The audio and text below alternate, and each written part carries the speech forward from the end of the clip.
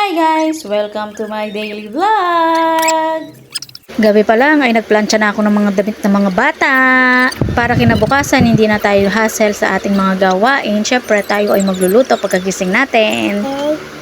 Sa babahay at tinatanggal lahat. O diba narinig nyo yun? Nakisali na naman yung ating bolengge.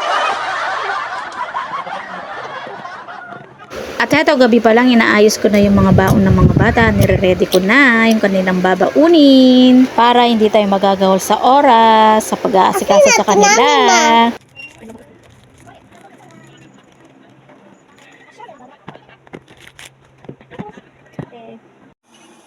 At heto, kinabukasan, nagluto lang ako ng oatmeal at pinakain ko na si ate namin kasi siya yung unang-unang umaalis at binihisan ko na rin siya.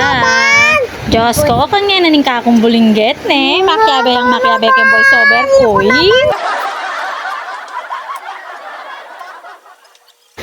Maganda ka. Hoy, tamalaguya ka, no? At heto, inaayusan ko na rin yung buhok yung ate natin. At ayan, naglakad lang kami. Natid ko na rin sa school. At medyo maulan nung araw na yan. Ayan, kasabay din namin si ate Jayla, tsaka si Jaylord. Sa school, ayan, natid na siya ni Kuya Jaylord sa kanyang room. At heto, papasok na rin sa room yung ate natin. At pagdating ko naman sa bahay, ayan, tulog ko yung aking bulinggit.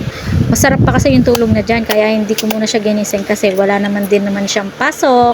At bago tayo maghugas ng mga baso, ayan, nagkape muna ako. Syempre, kape is life. Ganyan lang yung routine ko araw-araw, guys. NANI?!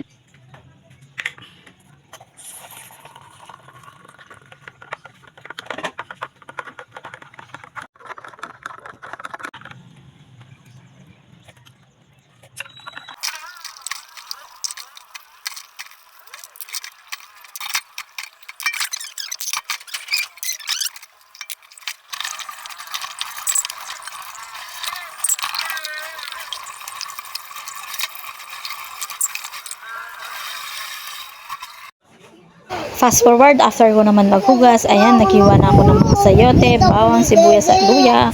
Magluluto tayo ng tinolang manok.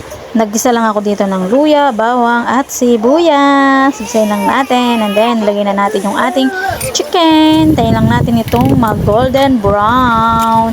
At lagyan natin ito ng patis. At syempre, di rin mawawala ang ating paminta. At konting Ajinomoto. Pampalinamnam. Imekos-mekos lang natin ito hanggang sa magisa ito ng mabuti. At syempre, maglalagay tayo ng tubig.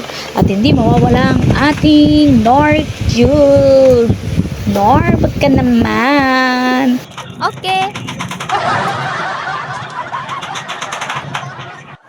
Siyempre, kapag kulong-kulong na sa ganyan, sabay na natin yung ating sayote. At naglagay din pala ako ng asin kasi matabang. At kapag malambot na yung ating sayote, ilagay na natin yung ating malunggay.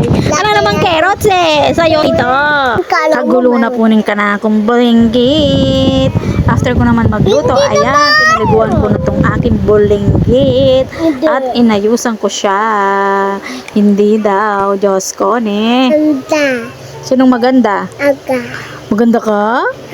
Diyos ko, malaguya ka, no? Ipakakanya-kanya na pakaning asbok na. Fast forward, pagsapit ng hapon, ayan, sinundo na namin yung ate namin. Hindi na. Diyos ko, ne, kagulo, na ikang magulo yung mag-voice over kurugo.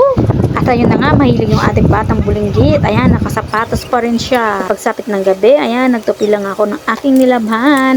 Ayan lang for today. Bye-bye!